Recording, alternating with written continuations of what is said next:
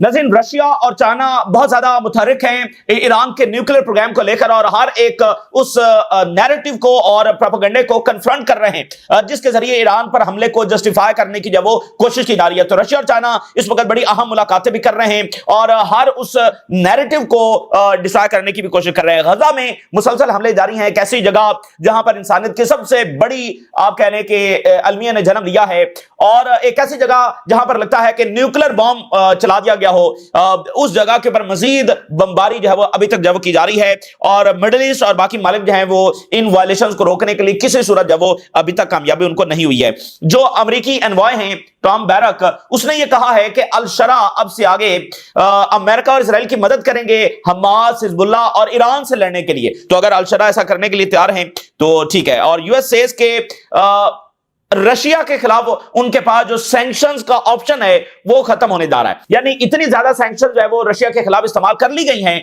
कि पीछे अब कोई सैंक्शंस बची नहीं है कि वो रशिया के ऊपर लगाई जाए और रशिया को कोई फर्क नहीं पड़ रहा है। रशिया जब आगे से आगे बढ़ रहा है और अब अमेरिका यूरोपियंस को कह रहा है कि तुम कुछ करो, हमारे पास जो सैंक्शंस का ऑप्शन है वो खत्म होता चला जा रहा है। जाहिर है कि ये वेस्ट के लिए बहुत बड़ी डिफीट होगी। ऑलरेडी उनका जो सैंक्शंस का वेपन है वो फेल तो हो चुका है, लेकिन अब उनका इस बात का एतराफ करना कि पीछे लिस्ट ही खत्म हो गई है कि अब कौन सी सैंक्शन रशिया पर लगाए जाए। दुनिया जहान की सारी सैंक्शंस तो लगा दी गई हैं, उसके बावजूद रशियन इकोनॉमी भी आगे बढ़ रही है और जंग भी वो जब आगे जारी रखे हुए हैं। तो ये तमाम सूरत हाल आपके सामने रखेंगे। फ्रांस बड़ा खुलकर वेनेजुएला की मदद को जब वो सामने आ रहा है, ये बड़ी इंपॉर्टेंट बात है कि फ्रांस का वहां पर एक स्टांस लेना अमेरिका के खिलाफ, ये एक नए दौर का समझ ले आगाज है। तो सबसे पहले मैं आपको बताऊं कि अमेरिका में एक पॉलिटिकल सुनामी जब वो आया हुआ है और वर्ल्ड कैपिटल्स के अंदर बैठे हुए बहुत सारे हुक्मरान भी परेशान हैं। क्यों? क्योंकि जेफरी एप्स्टीन का मामला जब आगे बढ़ रहा है जिसमें दुनिया के बहुत सारे जो हुक्मरान हैं उनके नाम भी जब वो आ रहे हैं और इसमें आज जो है वो एक गल्फ कंट्री, बहुत बड़ा कंट्री, उसके सिटिंग हुक्मरान का नाम भी जब वो आ गया है। तो इसमें यानी ट्रंप तो ड्रैग हो ही रहे हैं, ट्रंप के खिलाफ जो सेंसिटिव ट्रूथ है वो तो सामने आ ही रहा है, लेकिन जो वर्ल्ड एलीट है वो भी इसमें कहीं ना कहीं जब इन्वॉल्व हो रही है। और इससे पहले जो बर्तानिया की रॉयल फैमिली है उसके जो प्रिंस हैं एंड्रयू, उनके खिलाफ जो है वो सबूत सामने आए और वो जो है अमेरिका के अंदर बर्तानिया के इन्वॉय थे, अभी ये चंद हफ्ते पहले की बात है, और उनसे वो ओहदा भी ले लिया गया और रॉयल फैमिली के तौर पर उनके पास जो एजाजात थे वो भी उनसे जब वापस ले लिए गए। तो यानी ये हो रहा है, इसके असरात और उसके नतायज फिर उन लोगों को जब वो फेस करना पड़ रहे हैं। तो गल्फ के हुक्मरान का भी इसमें नाम आ गया और ट्रंप के हवाले से नाज़रीन जो सेंसिटिव ट्रुथ आ रहा है, तो ट्रंप इंतजामिया बहुत ज्यादा पैनिक में है, बहुत बड़ी मीटिंग्स कर रही है, क्योंकि ये ऐसी चीजें हैं कि ये कल को ट्रंप की इंपीचमेंट की तरफ भी लेकर जा सकती है। और फिर इसमें इजराइल इसलिए परेशान है कि इजराइल का कच्चा चिट्टा, क्योंकि एप्स्टीन तो प्योरली इजराइल के लिए काम कर रहा था, तो इजराइल क्या कैसे किन को इन्फ्लुएंस कर रहा था वो भी चीजें साथ साथ सामने आ रही है। अब आप जरा ये देखिए, Trump knew about the Epstein conduct, house Democrats reveal. अब ये बात यानी बाकायदा हाउस से जब सामने आ रही है और जो डेमोक्रेट्स की कमेटी है वहां से ये बात जब वो ईमेल सारी उन्होंने जारी की हैं। अब ये देखिए, प्रेशर बढ़ रहा है फॉर पब्लिक डिस्क्लोजर, तमाम जेफरी एप्स्टीन की जो फाइल्स हैं उनको रिलीज किया जाए, इसके हवाले से प्रेशर बढ़ रहा है। तो उसमें क्या होगा कि इजराइल के हवाले से मुकम्मल सच जब सामने आएगा और दुनिया के बहुत सारे हुक्मरानों के नाम और उनकी सारी डिटेल्स आ सकती हैं, इसलिए वो भी परेशान है। अब जो ट्रंप इंतजामिया है उसमें उनके जो हाई ऑफिशियल्स हैं, FBI चीफ हैं और बाकी, वो हंगामी मीटिंग कर रहे हैं। Emergency meeting today on Epstein files as the discharge vote near CNN। तो आगे इस पर बकायदा वोट भी होने जा रहा है कि ये फाइल जब सारी की सारी रिलीज की जाएं। तो ये ईमेल्स यानी देखें ना, डेमोक्रेट जब इसको जारी कर रहे हैं और जो कमेटी बनी हुई है, तो ये एक एविडेंस है कि ये कितना जरूरी है कि इसमें कुछ ना कुछ ऐसा सच है जो छुपाया जा रहा है, जो रिलीज करना जरूरी है। फिर आप देखिए एक और ईमेल जो आज सामने आई है उसमें यह बताया गया है कि कैसे जेफरी एप्स्टीन जो है नॉर्वे के जो प्राइम मिनिस्टर हैं, अब आप देखिए इजराइल का एसेट वो कैसे ग्लोबली जो है वो एक्टिव है, वो नॉर्वे के प्राइम मिनिस्टर के साथ डिस्कशन कर रहा है कि ट्रंप के जो ताल्लुकात हैं वो कैसे रशियंस के साथ जब वो कायम किए जाएं। ठीक है, help Donald Trump deal with Russians. तो एप्स्टीन उसमें ये बात करता है कि मेरे रिलेशंस हैं जो रशिया के रिप्रेजेंटेटिव हैं यूनाइटेड नेशन में, और इंटरेस्टिंगली ये जो रिप्रेजेंटेटिव थे रशिया के, ये 2017 में इनका इंतकाल होता है, वो भी एक मिस्ट्री है। एलिजेडली कहा गया कि हार्ट फेलियर हुआ है। बहरहाल, तो वो कहता है कि मेरे ताल्लुकात जब वो इससे हैं, लेकिन एप्स्टीन कहता है कि मैं ये प्रेफर करूंगा कि अगर ट्रंप के ताल्लुकात बनवाने हैं तो सबसे पहले जो रशिया के फॉरेन मिनिस्टर हैं सर्जेई लैवरोव, उनके साथ जब मुलाकात करवाई जाए। Epstein says he would prefer instead dealing with Russia's current foreign minister Sergei Lavrov. उस वक्त भी ज़ाहिर सर्जेई लैवरोव ही थे, तो ये बातचीत उनकी भी सामने आई है। नॉर्वे के प्राइम मिनिस्टर और एप्स्टीन, अब देखें ना, मतलब ग्लोबल इलीट इसके अंदर शामिल है जो कुछ वहां पर हुआ है। और एप्स्टीन जो है वो बहुत सारी जो सिविल वॉर्स हो रही हैं, बहुत सारे जो कॉन्फ्लिक्ट्स हो रहे हैं, असलहा डील्स हो रही हैं, इंटेलिजेंस जो मुसाद को पहुंच रही है, उस सब में एप्स्टीन जो है वो इजराइल की मदद कर रहा है। अब आप देखिए कि गल्फ के एक बड़े कंट्री के हुक्मरान ने एप्स्टीन को तहाइफ भेजे हैं, और जेफरी एप्स्टीन अपने एक दोस्त बिजनेसमैन के साथ बातचीत कर रहा है, ईमेल में जो बात सामने आई है कि वो कहता है कि मैं हैरान हूं कि इस हुक्मरान ने मुझे टेंट्स भेजे हैं, टेंट और कार्पेट भेजा है और बहुत सारी चीजें भेजी हैं। तो उसका जो बिलियनर बिजनेसमैन है वो ये उसको कहता है कि ये जो टेंट भेजना है ये एक सिंबल है, ये कोड है, ठीक है ना, यानी वो ताल्लुकात आगे बढ़ाने के हवाले से और काफी चीजें वो तुम्हें मैसेज दे रहा है टेंट भेजकर।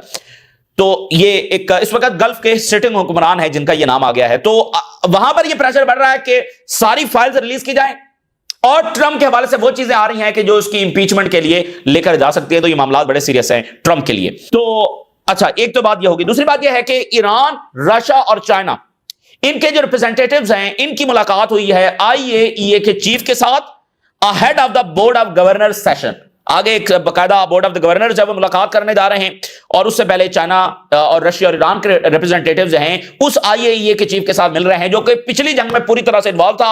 इसने जो स्टेटमेंट जारी की उसके बाद वो जो हमला हुआ, तो अब कल के रोज इसने एक और स्टेटमेंट जारी की है कि ईरान ने अपना जो न्यूक्लियर मटेरियल है वो छुपाया हुआ है और ये एक्सेस नहीं दे रहे, फलां नहीं कर रहे। तो आज रशिया और चाइना की मुलाकात इससे हुई है, तो वो हर फोरम के ऊपर मुतहरिक है, ठीक है ना, हर फोरम के ऊपर मुतहरिक है। और उर्दुगान की मुलाकात हुई है मिस्र के फॉरेन मिनिस्टर के साथ। मिस्र के फॉरेन मिनिस्टर जब टर्की पहुंचे हैं और उर्दुगान के साथ मुलाकात हुई है। Erdogan and Egypt FM meet in Ankara as Turkey and Egypt. उन्होंने कहा कि ताल्लुकात को मजीद गहरा किया जाएगा। गजा डिस्कस हुआ है, सुडान, लीबिया और ट्रेड ये डिस्कस हुई है। फुल डिप्लोमेटिक और इकोनॉमिक रिलेशन जब आगे बढ़ाए जाएंगे। तो देखिए मिस्र बड़ी कंप्लेक्स सिचुएशन में है, एक तरफ उसके लीबिया है, एक तरफ उसके सुडान है और एक तरफ उसके गजा है। दुनिया के 3 खौफनाक तरीन कॉन्फ्लिक्ट्स उसके इर्द गिर्द वो जारी हैं। तो यानी कुछ भी हो सकता है। तो मिस्र और टर्की जो है वो उनकी बातचीत आगे बढ़ रही है, और दोनों गारंटर भी हैं, दोनों ने गारंटीज फलस्तीनियों को दी हैं, लेकिन अभी तक दोनों फेल हैं इसराइल की मुकम्मल बमबारी और वायलेशंस रुकवाने के बारे में। यहां पर देखिए कि ट्रिकी सूरत हाल क्या है। फलस्तीनियों को फुल स्केल बॉम्बिंग और लो स्केल बॉम्बिंग के दरमियान ऑप्शन पेश किए जा रहे हैं कि यानी उनके लिए कोई नॉर्मल लाइफ नहीं है, या तो फुल स्केल बॉम्बिंग होगी या लो स्केल होगी। अब यहां पर आप देखिए कि अमेरिका जो है जिससे कहा जा रहा है कि वो बड़ी पीस एफर्ट्स कर रहा है, वो क्या पीस एफर्ट्स कर रहा है, उसमें ट्रिकी बात क्या है। ट्रंप इंतजामिया इस वक्त नहीं चाहती बहुत हद तक कि फुल स्केल बमबारी दोबारा से या फुल स्केल जंग दोबारा से शुरू हो जाए, या यूं कहिए कि हमास दोबारा से इजराइल पर हमला कर दे, हमास आगे से जवाब देना जब शुरू कर दे और सूरत 10 अक्टूबर से पहले वाली चली जाए। क्यों? देखिए जो जेनोसाइड है वो इफेक्टिवली जारी है, एड फुली अंदाज में अंदर नहीं जा रही। इजराइल जो डिमोलेशंस है वो उसी तरह से कर रहा है। कल जो BBC की रिपोर्ट आई उसके मुताबिक 1500 बिल्डिंग्स अक्टूबर 10 से बाद से लेकर आज डेट तक, यानी 1 महीने के अंदर 1500 बिल्डिंग्स उन्होंने डिस्ट्रॉय की, इतने बड़े नंबर्स के अंदर। तो देखिए अगर सूरत हाल फुल स्केल वॉर की तरफ चली जाती है तो क्या होगा? अमेरिका पर प्रेशर बढ़ेगा, अरब वर्ल्ड के ऊपर प्रेशर बढ़ेगा, यूरोप के अंदर मुजाहरे शुरू हो जाएंगे। तो ट्रंप इंतजामिया नहीं चाहती कि दोबारा सूरत हाल यानी मुजाहरों की तरफ जाए और प्रेशर उनके ऊपर बढ़े और उनके इत्तेहादी गवर्नमेंट्स के ऊपर बढ़े, ठीक है ना। तो इससे जो है वो ट्रंप की रिप्यूट भी बहुत ज्यादा डैमेज होगी। इसराइल की हेजेमनी के लिए काम जारी है, इसराइल को असलहा सप्लाई किया जा रहा है, जेनोसाइड उसी तरह से जारी है, गजा पर मुकम्मल कब्जे की जो एग्रेशन है वो उसी तरह से जारी है, और इसी चीज को अल जजीरा ने स्लो मोशन मैसेकर कहा है। फलस्तीनियों को दूसरी तरह से मारा जा रहा है, उसी पॉलिसी और उसी माइंडसेट के तहत मारा जा रहा है। तो फिर अमेरिका इस वक्त क्यों चाहेगा कि फुल स्केल वॉर की वजह से प्रेशर उनके ऊपर आए, दोबारा मुजाहरे शुरू हो जाएं, जब एक काम हो रहा है उसी पॉलिसी के तहत अग्रेशन आगे बढ़ रहा है, तो फिर फुल स्केल की तरफ क्यों जाया जाए? हालांकि इजराइल ज़ाहिर चाहता होगा, लेकिन यहां पर यानी इख्तलाफ क्या है? स्लो मोशन जेनोसाइड से फुल स्केल जेनोसाइड, बस ये इख्तलाफ है, अगर है भी सही तो। और ये जो अमेरिका स्लो मोशन अलाउ कर रहा है लेकिन फुल स्केल अलाउ नहीं कर रहा, बज़ाहिर इसी को पीस एफर्ट कहा जा रहा है। अब आप जरा अंदाजा करें। तो ये वो ट्रिकी सूरत हाल और ये है बिट्रेल फलस्तीनियों के साथ। माइंडसेट वही है, पॉलिसी वही है, फलस्तीनी उसी तरह से मारे जा रहे हैं। वो कोई मीनिंगफुल इकदाम नहीं उठा रहे हैं कि कल को ये सोल्यूशन की तरफ जाएगा, बल्कि असल पॉलिसी वही है। तो अब आप देखिए, आज कुछ देर पहले बहुत बड़े हमले हुए हैं। Israel attacks Gaza south north during repeatedly violated truce. तो जिन मुल्कों ने गारंटीज दी हैं उनका काम है कि वो ये बमबारी रुकवाएं। Israel attacks Gaza city, Beit Lahia and Khan Younis. पूरे गजा में बमबारी हो रही है। New Israeli air raids hit Khan Younis. Israel kills Palestinian near Gaza yellow line bombs north. फलस्तीनी शहीद हो रहे हैं और बरह रास्त उन पर गोलियां भी चलाई जा रही हैं। वेस्ट बैंक के अंदर देखिए, from arson to land theft, Israeli violence across West Bank escalates. तो गजा वेस्ट बैंक दोनों जगह पर। और आज वॉल स्ट्रीट जर्नल ने एक रिपोर्ट जारी की है जिसके मुताबिक कैसे वेस्टर्न, खासकर अमेरिकन जो असले हसास कंपनीज हैं, उन्होंने इन 2 सालों के अंदर बहुत ज्यादा प्रॉफिट जो कमाया है। एज गाजा बर्न्स, यानी गजा जल रहा है, US companies cash in on rising arms deals.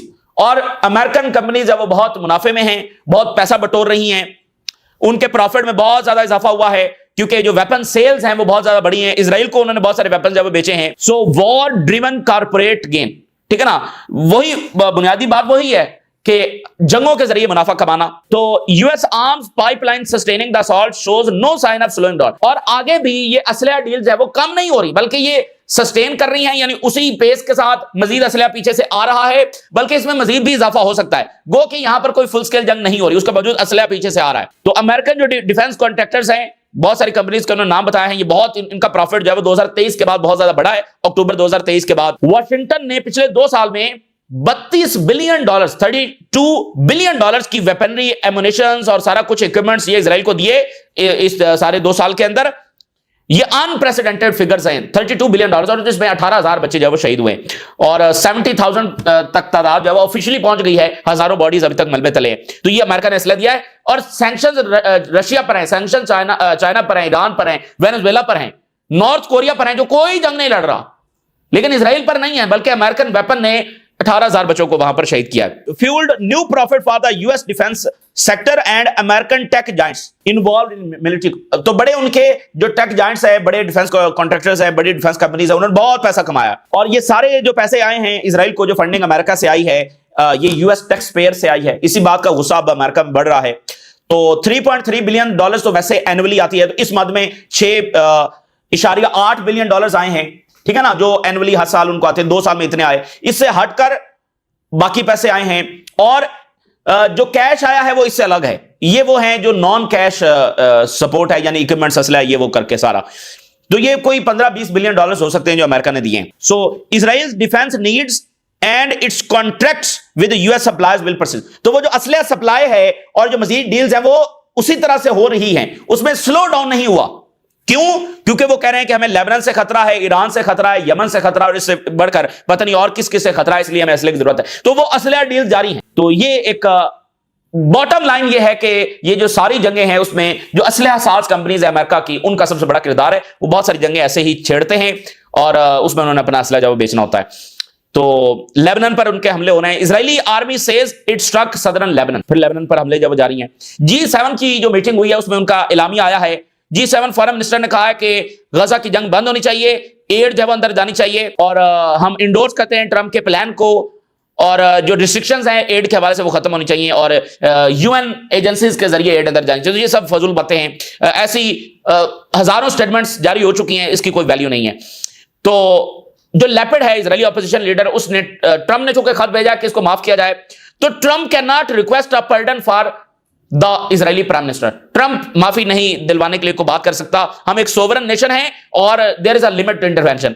तो उनको अब बार बार साबित करना पड़ रहा है कि हम एक सोवरन नेशन है, जो कि एक दिन भी कायम नहीं रह सकते अमेरिका के बगैर। सो जो टॉम बैरक है अमेरिकन इन्वॉय, और ये मौजूद था जब अल-शरा की मुलाकात हुई है। आज उसकी जो स्टेटमेंट आई है, कहता है कि एक डिसाइसिव टर्निंग पॉइंट आ गया है in the modern history of the middle east. Middle east की हिस्ट्री में टर्निंग पॉइंट आया है, और दमिश्क जो है, अल-शरा जो है, अब से आगे हमारे साथ वो हेल्प करेगा दाइश से लड़ने के लिए, और दाइश के साथ IRGC यानी ईरान की IRGC, उससे लड़ने के लिए, हमास से लड़ने के लिए, और हिजबुल्लाह के साथ लड़ने के लिए, और अदर नेटवर्क से लड़ने के लिए दमिश्क जो है वो हमारे साथ, अल-शरा जो हमारे साथ। वैसे अल-शरा इससे पहले भी यही कर रहा था, मतलब दाइश से नहीं लड़ रहा था क्योंकि वो खुद दाइश में था, तो इससे पहले भी वो हिजबुल्लाह के साथ लड़ रहा था, ईरान के साथ जब वो लड़ रहा था, इससे पहले ये यही कर रहा था, और उस वक्त ये दाइश में था, अलकायदा में था, ठीक है ना, नुसरा फ्रंट, और ये सारे अमेरिका ने खुद बनाए, और ये CIA का एसेट रहा है, और इसने बहुत सारे सिविलियंस को भी मारा है, और ये बाकायदा वॉर क्रिमिनल भी है, लेकिन बहरहाल एक रीब्रांड के तौर पर इसको लाया गया है। तो बात यह है कि जैसा तैसा करके अल शरा की जो पॉलिसी होनी चाहिए वो सीरिया के इंटरेस्ट में होनी चाहिए। अब सीरिया मजीद अफोर्ड नहीं कर सकता कि यहां पर कोई और तख्ता उल्टा जाए, तो अल शरा को सीरिया के मफादात में काम करना चाहिए, ना कि अमेरिका और इजराइल के मफादात में। अगर वो इजराइल और अमेरिका के मफादात में काम करेगा तो जाहिर है वो खुद भी सस्टेन नहीं कर सकता है, तो ये सिर्फ बातें इनकी रह जाएंगी। तो वेनेजुएला के जो सदर हैं उन्होंने कहा कि CIA बाकायदा कैंपेन कर रही है to justifying aggression in the region, ठीक है ना, एक बाकायदा कैंपेन चलाई जा रही है, ये डिक्टेटर्स हैं, ये कितने बुरे लोग हैं, ये ड्रग्स भेज रहे हैं, ये फलाने हैं, तो एक बाकायदा कैंपेन होती है, जैसे सद्दाम हुसैन के खिलाफ हुई, जैसे बशार असद के खिलाफ हुई, डिक्टेटर है, फलाना है, मुअम्मर कज़ाफी के साथ हुई कि ये बहुत बुरे लोग हैं, ये बहुत विलन है। सो एक CIA कैंपेन इस वक्त जारी है कोलंबिया, वेनेजुएला, क्यूबा, उनके खिलाफ, एक तो दहाइयों से भी जारी है, लेकिन अब वो बहुत तेज हो गई है। तो उन्होंने कहा कि किस तरह चिली, निकारागुआ, यहां पर किस तरह से CIA ने मुदाखलतें की हैं, और ऐसे ही कैंपेन जब वो चलती रही हैं माजी में भी और आज भी चलाई जा रही हैं। फ्रांस के फॉरेन मिनिस्टर ने slams US Caribbean strikes as a disregard of the international law. अब ये जो है वो फ्रांस का स्टैंड लेना वेनेजुएला के लिए बड़ा इंपॉर्टेंट है। देखिए ये हिस्ट्री बड़ी दिलचस्प है। हिस्ट्री ये है कि अमेरिका की, बरतानिया, फ्रांस, स्पेन, इनके साथ जंगें हो चुकी हैं माजी में। ये 19वीं सदी में आपस में एक दूसरे के साथ जब लड़ रहे थे, ठीक है ना, ये तो आप जब 20वीं सदी में आते हैं वर्ल्ड वॉर, और तब इनका जब अलायंस बहुत आगे बढ़ता है। इससे पिछली सदी में ये आपस में, यानी अमेरिका जो है वो फ्रांस से लड़ रहा था, बरतानिया से लड़ रहा था, स्पेन से लड़ रहा था, ठीक है ना, तो इनके आपस में। और ये जो मनरो डॉक्ट्राइन है ये किसके खिलाफ बनी थी? ये इन्हीं के खिलाफ बनी थी, फ्रांस, बरतानिया, स्पेन और पुर्तगाल और इन सब के खिलाफ, यूरोपियंस के खिलाफ बनी थी। वहां चाइना और वो फौजें थोड़ी आती थी, कोई रशिया की, चाइना की या सल्तनत उस्मानिया जा रही थी, नहीं, वो तो नहीं थे। तो ये मनरो डॉक्ट्राइन बेसिकली इनकी बनी थी कि ये वहां पर जाकर इनका इन्फ्लुएंस था, तो उन्होंने कहा कि नहीं, इनका नहीं होगा, यहां पर सिर्फ हमारा इन्फ्लुएंस होगा। तो अब यानी कि फ्रांस का, तब तो दुनिया और थी, और ये फ्रांस और बरतानिया और स्पेन और ये सारे ये कॉलोनाइज कर रहे थे वहां पर जाकर। खुद देखें अमेरिका भी तो यही, मतलब यहां से सेटलर गए थे ना, तो जब एक यूनाइटेड स्टेट्स ऑफ अमेरिका बन गया तो उसने इन्हीं मुल्कों के खिलाफ लाने जंग भी कर दिया जहां से वो खुद बने थे। तो ये कम्प्लेक्स हिस्ट्री है। तो लेकिन फ्रांस का आज इस दुनिया में वेनेजुएला के लिए स्टैंड लेना अमेरिका के खिलाफ, ये बड़ी हिस्टोरिक बात है। तो इसका मतलब कि अमेरिकन नैरेटिव नहीं चल रहा है, अमेरिकन नैरेटिव ठुस हो गया है खुद अमेरिका के अंदर भी, और बैरूनी दुनिया में भी कोई इसको मानने के लिए तैयार नहीं है। चाइना, रशिया ने और ईरान ने तो क्या माना है, खुद यूरोप मानने के लिए तैयार नहीं है। तो ये आसान नहीं होगा इतनी जंग। अच्छा, रोबियो कह रहे हैं कि US has run out of the new Russia sanctions. इससे बड़ी कोई डिफीट, ऐलान शिकस्त जो वो हो नहीं सकता। मार्को रूबियो कह रहे हैं कि हमारे पास ऑप्शन ही खत्म हो रहे हैं सैंक्शंस के। ये किसी भी मुल्क के हवाले से अमेरिका ने शायद पहली बार इस नौयत की बात की है, इतना बड़ा इतराफ किया कि पीछे सैंक्शन बची को नहीं, हम क्या लगाए। तो सैंक्शंस का वेपन इतना फेल है। तो अब यूरोपियंस कह रहे हैं कि तुम तेल लेना जब बंद करो। तो एक तरफ ट्रंप ये कोशिश कर रहे हैं कि मलबा उनके पर ना है। मैं ये कह सकूंगा भाई ये तेल ले रहे थे तो अल्टीमेटली इस वजह से हम आ रहे हैं, हालांकि वो तेल लेना बंद भी कर देंगे तो उनकी इकोनॉमी का भुरकस निकलेगा। ये चीज भी रशिया को रोक नहीं सकती, रशिया को कोई चीज नहीं रोक सकती। ये जंग उनके लिए फैसला कुन जंग है, ठीक है ना। तो रशिया को कोई चीज नहीं रोक सकती है। ये तेल लेकर इसकी बंदिश जो है वो खुद यूरोपियन इकोनॉमीज को और बड़ा जब डैमेज करेगी। तो बहरहाल ये इस वक्त की सूरत हाल है जो आपके साथ शेयर किया हमने। राय ज़रूर आगाह करें। इजाज़त दीजिए, अल्लाह हाफिज।